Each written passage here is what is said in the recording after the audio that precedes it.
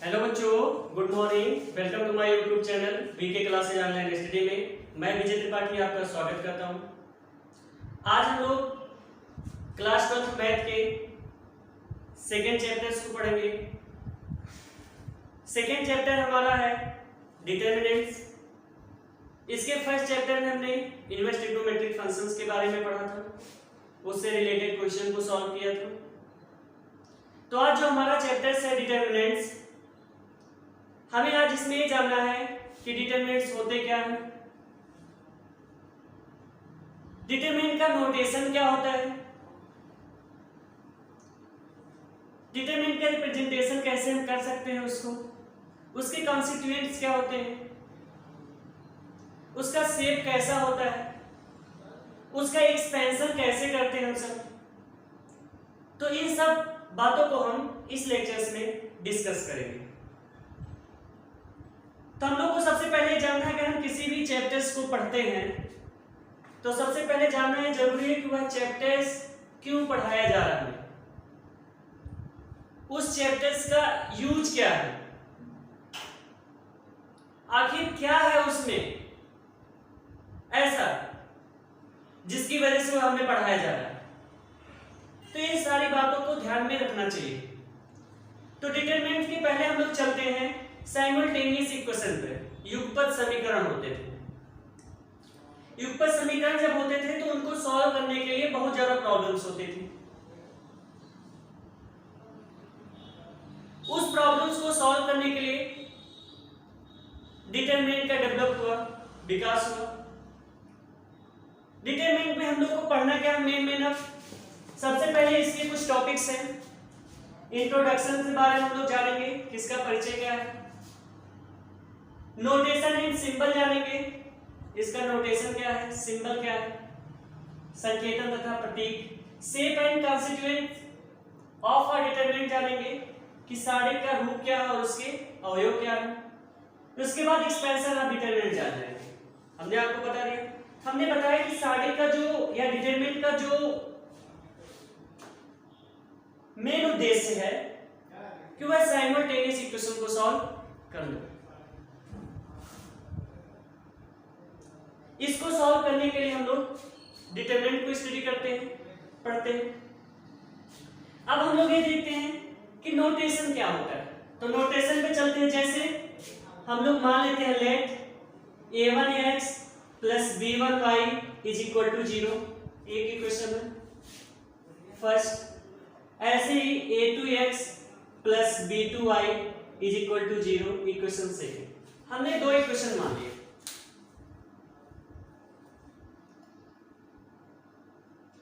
अब हम लोग ये देखते हैं कि इसको जब हम सॉल्व करते हैं तो कैसे करते हैं। सॉल्व के लिए हम लोग फ्रॉम इक्वेशन फर्स्ट लेते हैं, इक्वेशन फर्स्ट से। तो a1x plus b1y is equal to 0 है, तो a1x is equal to minus b1y होगा। हमें ओनली यहां से x बाई y की वैल्यू बताना है। तो y को इस साइड जाएंगे डिवाइड हो जाएगा, a1 उस साइड जाके डिवाइड हो जाएगा, यानी x by y is equal to minus b1 upon a1 हम कह सकते हैं। ऐसे ही हम लोग फ्रॉम इक्वेशन सेकंड को लेते हैं, उसको देखते हैं उससे। तो फ्रॉम इक्वेशन सेकंड से क्या होगा, a2x is equal to minus b2y। यहां से भी हमको x बाई y की वैल्यू चाहिए, तो माइनस b2 बाई a2 कह सकते हैं, हो जाएगा। अब आप थोड़ा सा देखिए कि x बाई y की वैल्यू a भी है और x बाई y की वैल्यू a भी है। इट मींस दोनों का लेफ्ट साइड इक्वल है तो राइट साइड भी क्या होगा, इक्वल होगा। इसको हम लोग क्या राइट कर सकते हैं, minus b1 by a1 is equal to minus b2 by a2। Minus से माइनस कैंसिल। अब हम इसमें अगर हम इसको ऐसे रिप्रेजेंट कर दें, a1 a2 b1 b2, तो यही जो आपका है रिप्रेजेंट करने का ये जो आप यहाँ पे ब्रैकेट्स बोल सकते हो, आप मार्क्स बोलते हो, मॉड बोलते हो, ये जो इसका है ये इसका रिप्रेजेंटेशन है डिटरमिनेंट का। इसका नोटेशन क्या है? ये। अगर हम इसको सॉल्व करते हैं तो सॉल्व करने में हम इसके लीडिंग डायगोनल का यूज करते हैं। लीडिंग डायगोनल क्या होता है? मुख्य विकर्ण, जिसको हम हिंदी में बोलते हैं। मुख्य विकर्ण क्या होता है? जब हम लेफ्ट हैंड को ऊपर करते हैं और राइट हैंड को नीचे करते हैं। जैसे हमने लेफ्ट को ऊपर किया, राइट को नीचे किया, इन दोनों को जो मिलाते हैं, ए वाला जो एलिमेंट होता है ये लीडिंग डायगोनल का एलिमेंट कहलाता है, मुख्य विकर्ण का एलिमेंट कहलाता है। यानी अगर हम इसको सॉल्व करें तो ये होता है a1 b2 minus a2 b1।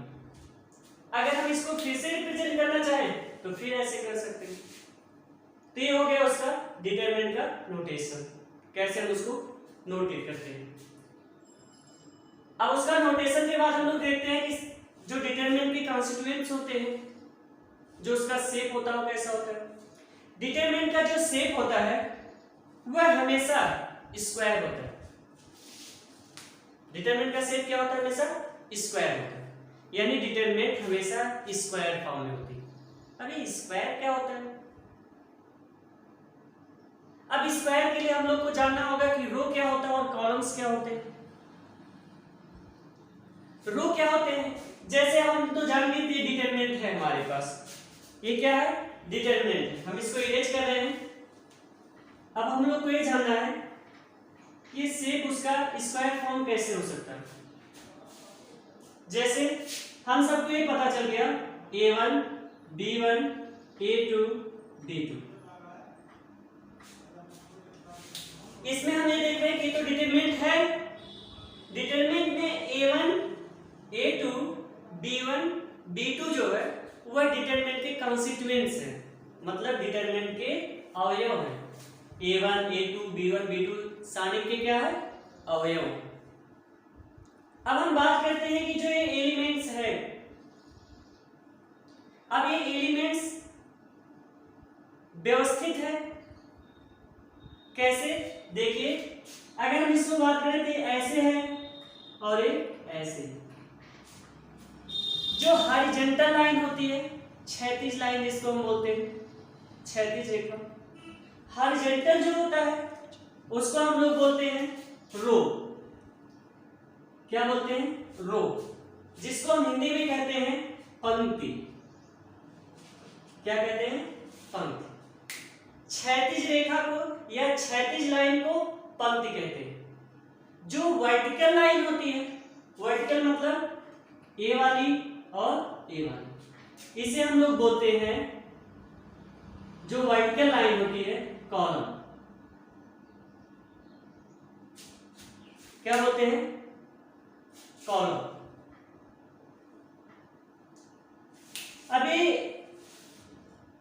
रो और कॉलम क्या है आपने अच्छे से जान लिया कि जो हॉरिजॉन्टल लाइन होगी वह रो को रिप्रेजेंट करेगी, जो वर्टिकल लाइन होगी वह कॉलम को रिप्रेजेंट करेगी। अभी जो रो है, रो में भी कुछ एलिमेंट्स हैं, कॉलम में भी कुछ एलिमेंट्स हैं। किसी डिटरमिनेंट में कुछ रो होते होंगे, कुछ कॉलम्स होते होंगे। तो चलिए हम लोग इस डिटरमिनेंट की बात करते हैं। तो इसमें देखते हैं कितने रो हैं और कितने कॉलम हैं। यहां पे हम लोग देखते हैं जब रो की बात करते हैं तो आपका एक फर्स्ट रो हो गया और ये आपका सेकेंड रो हो गया।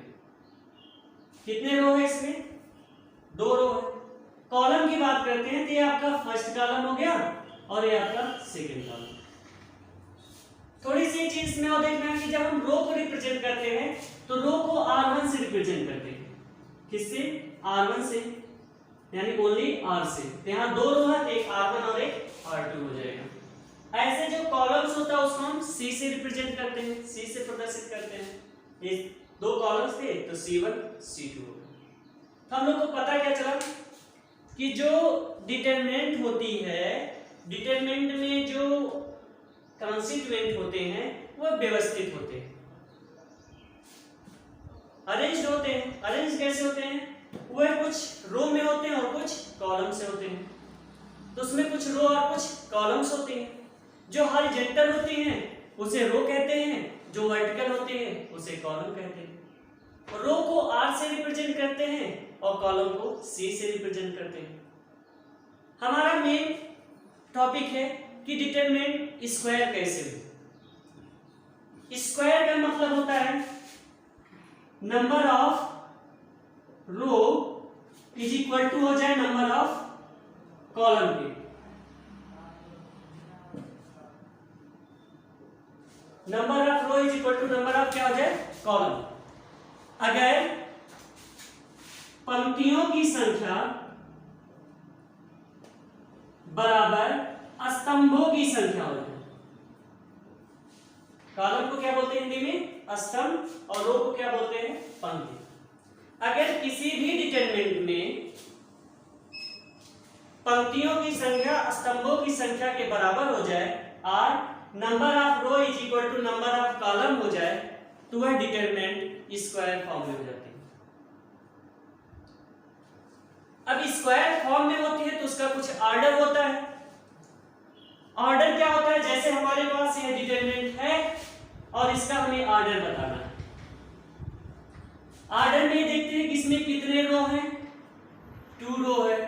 कितने कॉलम थे, 2 कॉलम्स थे, तो 2 by 2 और 2 क्रॉस 2, यानी यह डिटरमिनेंट 2 क्रॉस 2 की है या 2 by 2 की। आप 12th स्टैंडर्ड में है तो यहाँ 2 क्रॉस 2 से कम चल जाएगा। जब आप इसके आगे जाएंगे तो इसे हम 2 by 2 बोलेंगे। अगर इसके एलिमेंट की संख्या आपसे कोई पूछे, किसी कॉन्स्टिट्यूएंट का की संख्या बताइए आप कितनी होगी, किसी डिटरमिनेंट को देखकर आप बता सकते हो कि उसमें कितने कॉन्स्टिट्यूएंट्स होंगे। आप कहते हो बिल्कुल बता सकते हैं। अगर आपको उसका ऑर्डर पता रहे तो तुरंत। ऑर्डर नहीं पता होगा तो आप ऑर्डर भी पता कर सकते हो कि उसमें कितने रो हो कितने कॉलम है, उससे ऑर्डर मिल जाएगा आपको। हम लोग को ये देखना है कि 2 क्रॉस 2 का ये ऑर्डर है, इसमें कितने एलिमेंट होंगे, 2 2 जा 4 एलिमेंट होंगे, 2 दूनी 4। देखो 1 2 3 4 कितने एलिमेंट है इसमें, 4 एलिमेंट है। आप आसानी से बता सकते हो कि किसी डिटरमिनेंट में कितने एलिमेंट है और वह किस ऑर्डर का। अगर वह स्क्वायर फॉर्म है number of row is equal to number of column हमेशा होगा कि पंक्तियों की संख्या स्तंभों की संख्या के बराबर। तो आपको पता चल गया कि जो डिटरमिनेंट का शेप होता है वो कैसा होता है, स्क्वायर होता है। कॉन्स्टिट्यूएंट्स उसके क्या होते हैं अवयव, ये भी बता दिया। अब हमें अगर किसी डिटरमिनेंट को एक्सपेंड करना है, एक्सपेंशन करना है तो कैसे हम करेंगे। तो चलिए किसी डिटरमिनेंट का एक्सपेंशन करना आपको बताते हैं।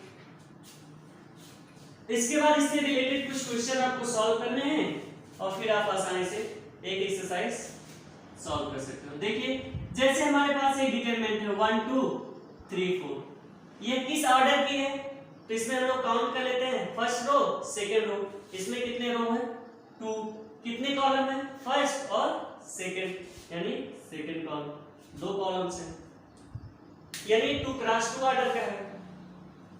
अब हम लोग को ये देखना है कि हम इसे एक्सपेंड कैसे करेंगे। सबसे पहले हम लोग क्या करते हैं, इसका इसके साथ क्रॉस प्रोडक्ट ले लेते हैं, फिर इसका इसके साथ लेकर क्रॉस प्रोडक्ट सब्ट्रैक्ट कर देते हैं। जैसे अगर हमें इसे सॉल्व करना तो 1 का पहले 4 में मल्टीप्लाई करेंगे, फिर माइनस कर लेंगे। हमेशा याद रखना लीडिंग डायगोनल को सबसे पहले लिखेंगे। तो लीडिंग डायगोनल अग्रविकर्ण है, पहले इसी को लिखना होता है। इसके बाद 2 का किसके साथ मल्टीप्लाई करेंगे, 3 के साथ। तो 1 4 जा 4 - 2 3 जा 6, इट मींस -2, यानी इसकी वैल्यू कितनी आ गई डिटरमिनेंट की, -2 आ गई। इसमें कोई प्रॉब्लम नहीं होगी। थोड़ा सा एक और एग्जांपल्स देख लेते हैं। जैसे हमारे पास एग्जांपल है 2 3 4 6, इसका हमें देखना है इसकी वैल्यू क्या होगी। याद रखना है सेकंड ऑर्डर का हम एक्सपेंशन बता रहे हैं, अभी थर्ड ऑर्डर पे नहीं पहुंचे। Third order, fourth order, fifth order, sixth order, अब बनाते चले जाओ ऑर्डर। तो पहले हम क्या करेंगे, इसका इसके साथ मल्टीप्लाई कर लेंगे। तो 2 6 जा 12 माइनस 3 का 4 के साथ 3 4 जा 12, ये कितना हो गया जी। हमेशा याद रखना पहले इसका प्रोडक्ट लिया जाएगा, फिर माइनस करके इसका प्रोडक्ट सब्ट्रैक्ट करके। फिर आप ये सोच रहे होंगे अगर यहाँ माइनस हो जाता तो क्या होता। तो चलो इसको भी चेक कर लेते हैं कि अगर यहाँ माइनस होता तो क्या करते आप। जैसे यह एलिमेंट पहले से ही माइनस दिया हो, चलो 2 का 6 में मल्टीप्लाई 12 माइनस होता है आपको पहले से पता है, फिर -4 का किसके साथ करेंगे, -4 इंटू 3, क्योंकि इसके साथ ये पहले से ही है। तो कितना हो जाएगा आपका 12 minus minus plus 12 is equal to 24। आप आसानी से बता सकते हो, कोई भी प्रॉब्लम आपको नहीं होगी इससे। चले अब चलिए, अब इसको हम इरेज करते हैं, आगे चलते हैं। ये तो था सेकेंड ऑर्डर का एक्सपेंशन। अब हम लोग देखते हैं कि हमारे पास थर्ड ऑर्डर हो। थर्ड ऑर्डर का मतलब उसमें 3 रो हो, 3 कॉलम्स हो, तो आप उसे कैसे एक्सपेंड करोगे। डिटरमिनेंट के थर्ड ऑर्डर को एक्सपेंड करने के लिए सबसे पहले हम लोग को ये देखना है कि जो उसके जितने भी कॉन्स्टिट्यूएंट्स हैं या जितने भी उसके एलिमेंट हैं उनका साइन क्या है। जैसे अगर आपके पास थर्ड ऑर्डर है तो थर्ड ऑर्डर के लिए आपको ये साइन थोड़ा सा याद कर लेना है। फर्स्ट प्लस होता है, सेकंड माइनस, थर्ड प्लस, फिर minus plus minus plus minus plus. ये तो आपका शॉर्ट फॉर्म है। जैसे अगर कोई डिटरमिनेंट ऐसे दे दी जाए 1 2 3 4 5 6 7 8 9। अभी देखो थर्ड ऑर्डर का है, इसमें कितने रो है, first second third, third row हो गए। पहले रो लिखा जाता है हमेशा, कितने कॉलम्स हैं, first second third, third order का है। यानी अगर आपसे कोई ये पूछे कि ये बताओ जो 1 एलिमेंट है इसका साइन कैसा होगा, तो 1 का एलिमेंट का साइन कैसा होता है, पॉजिटिव। आपसे कोई पूछे जो 4 है, 4 का साइन कैसा है, 4 कैसा है, नेगेटिव। कोई पूछे 7 का साइन कैसा है, तो आप कह सकते हो पॉजिटिव। कोई पूछे आपसे 2 का क्या है, तो आप कहोगे नेगेटिव। फिर 5 का क्या है, पॉजिटिव। फिर 8 का क्या है, नेगेटिव। फिर 3 का क्या है, पॉजिटिव। फिर 6 का साइन क्या होगा, नेगेटिव। और 9 का क्या होगा, पॉजिटिव। ये तो आपने थर्ड ऑर्डर के लिए सीख लिया। अब कोई ये कहे अच्छा ये बताइए सर, हम तो इसको पढ़ लिए, साइन तो याद करिए, कैसे पता चला ये पॉजिटिव होता है कैसे नेगेटिव होता है। इसके लिए बेटा एक फार्मूला होता है। कौन सा फार्मूला होता है, -1 to the power r plus C. r क्या होता है, रो होता है, c क्या होता है, कॉलम होता है। अगर हमें किसी भी एलिमेंट का साइन बताना है, जैसे आपसे कोई पूछे ये बताओ 8 का साइन क्या होगा इसमें, तो इसके लिए हम लोग इस फार्मूले का यूज करके बता देंगे कि इसका साइन पॉजिटिव होगा कि नेगेटिव होगा। चलिए इसको भी हम लोग देख लेते हैं। -1 टू द पावर r का मतलब सबसे पहले हमें 8 जो 8 लिए हैं, 8 को ये देखना कि किस रो में है और किस कॉलम के एलिमेंट है। ये फर्स्ट रो हो गया और एक सेकंड रो। ये किस रो का एलिमेंट है, एक सेकंड रो का। तो r की वैल्यू कितनी हो गई, 2 प्लस। अब हम देखेंगे कि जो 8 है वह किस कॉलम का एलिमेंट है, तो किस कॉलम का एलिमेंट है, फर्स्ट सेकंड, ये थर्ड कॉलम है। किसका हो गया, 3 कॉलम, थर्ड का। तो -1 टू द पावर 2 प्लस 3 5। और -1 की पावर कभी भी ऑड नंबर्स होती है, ऑड होती है, तो हमेशा उसकी वैल्यू क्या होती है, नेगेटिव होती है। क्या होती है, नेगेटिव। अब देखो आपको पता चल गया कि 8 का साइन कैसा है, नेगेटिव है। चलो एक और एग्जांपल ले लेते हैं हम सब। जैसे अगर आपसे कोई पूछे बताओ 6 का साइन या 3 का साइन क्या है, तो 3 का साइन हम लोग देखते हैं, -1 टू द पावर r 3 किस रो में है, फर्स्ट सेकंड थर्ड रो में है, प्लस जो 3 और किस कॉलम का एलिमेंट है, फर्स्ट कॉलम का एलिमेंट है, c की वैल्यू क्या है यहाँ पे 1, यानी -1 to the power 4 is equal to कितना हो जाएगा 1, यानी पॉजिटिव रहेगा। तो -1 की पावर अगर कभी इवन होगी तो वह पॉजिटिव होती है और ऑड होती है तो वह नेगेटिव, यानी पॉजिटिव। 3 का साइन कैसा हो गया, पॉजिटिव, जो कि आप यहाँ से पहले से जानते हो। तो अगर आप इसे याद कर लेते हो तो आपके लिए प्लस होता है, जल्दी से बता सकते हो कि इसका साइन क्या होता है। तो चलिए थर्ड ऑर्डर के डिटरमिनेंट का एक्सपेंशन करते हैं, कैसे होगा। अब आप साइन को ऐसे रहने देते हैं, अभी आपके लिए उपयोगी होगा, यूज कर सकते हैं यहाँ। जैसे किसी भी डिटरमिनेंट को याद करना अच्छे से, किसी भी डिटरमिनेंट को हम लोग उसके किसी रो और उसके किसी कॉलम को लेकर एक्सपेंड कर सकते हैं। किसी भी डिटरमिनेंट को यानी किसी भी सारणी को हम उसके किसी पंक्ति अथवा उसके किसी स्तंभ को लेकर विस्तार कर सकते हैं। अगर हम उसका प्रसार या विस्तार कर सकते हैं तो कैसे, जैसे आप ये क्या है R1 है, ये क्या है R2 है, ये क्या होगा R3 होगा। कोई पूछे ये क्या है C1 है, ये क्या है C2 है, ये क्या है C3। ऐसे वर्टिकल लाइन कॉलम होती है, हॉरिजॉन्टल लाइन रो होती है, आपको पता ही चल गया। अब हमें एक्सपेंड करना है, एक्सपेंड करने के लिए हमने बताया हम रो भी ले सकते हैं और कॉलम्स भी ले सकते हैं, दोनों में से कोई भी आप ले सकते हो। तो चलिए जब हम लोग रो लेंगे तो सपोज दैट हम किसको लेकर एक्सपेंड करना चाहते हैं, R1 को लेकर हम एक्सपेंड करना चाहते हैं। तो R1 के कितने एलिमेंट्स हैं, R1 में 1 है, 4 है, 7 है। अब 1 4 7 का साइन भी देख लो, 1 का साइन पॉजिटिव होगा, 4 का साइन नेगेटिव होगा और आपका 7 का साइन पॉजिटिव होगा। तो चलिए देखते हैं। अब इसके लिए हम लोग को करना क्या है, जब हम इसका एक्सपेंड करेंगे तो अच्छे से देखना, R1 को लेकर एक्सपेंड कर रहे हैं तो जिस एलिमेंट को लेना उसके पूरे कॉलम और उसके पूरे रो को छोड़ देना। तो देखो पहला एलिमेंट इसका क्या है 1, और जब हम 1 लेंगे तो 1 के पूरे कॉलम को छोड़ देंगे, यानी ए वाला पूरा टर्म गया, और 1 के पूरे रो को छोड़ देंगे, ए वाला पूरा गया। अब आपके पास एक डिटरमिनेंट बची, देखिए 5 6 8 9, यानी उसे हम ऐसे ही लिख लेंगे, कोई प्रॉब्लम नहीं। जिस एलिमेंट को लेना उसके पूरे रो को छोड़ना, उसके पूरे कॉलम को, फिर जो बचेगी उस डिटरमिनेंट को आप ऐसे ही लिख लेना। फिर अब इसके बाद हम इसको हटा देते, इरेज कर रहे हैं इससे। अब अगला एलिमेंट हमारे पास क्या है 4 है। अब हम देखेंगे 4 का साइन क्या है, नेगेटिव है।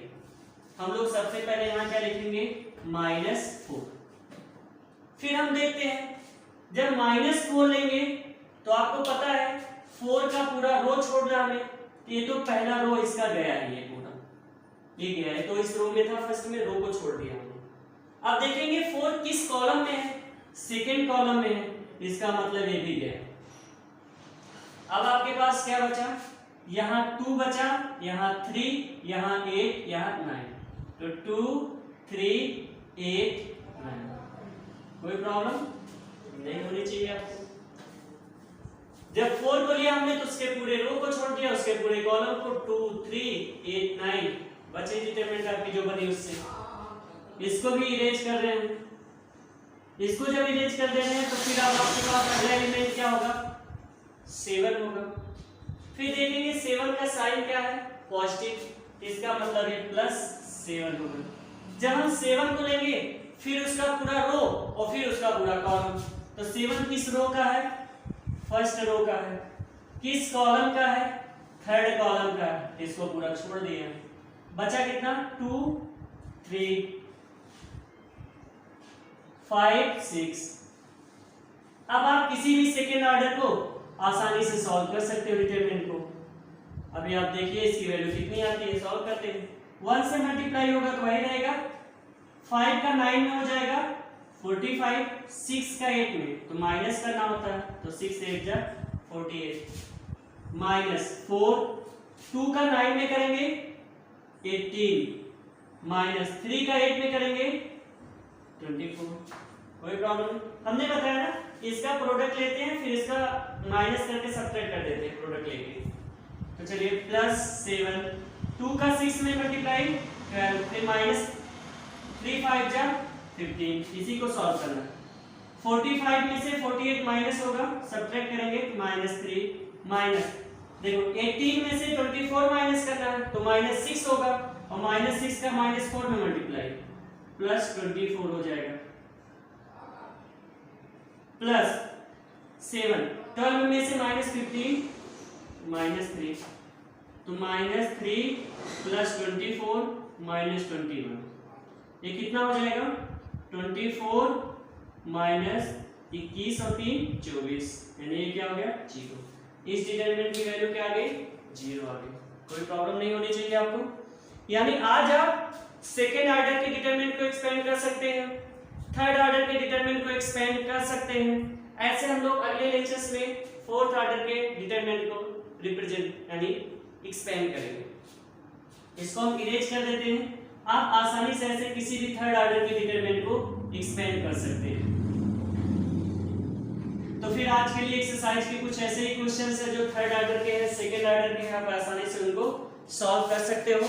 तो आप उन सबको सॉल्व करिएगा। अब हम सब मिलेंगे अपने नेक्स्ट लेक्चर में, जहां पे हम सब पढ़ेंगे डिटरमिनेंट की प्रॉपर्टीज क्या होती है, डिटरमिनेंट की प्रॉपर्टीज को हम अप्लाई कैसे करते हैं उसमें, उससे रिलेटेड कुछ इंपॉर्टेंट क्वेश्चन जो बोर्ड पर्पस से वेरी वेरी इंपॉर्टेंट होते हैं। तो फिलहाल आज के लिए इतना ही। Best of luck.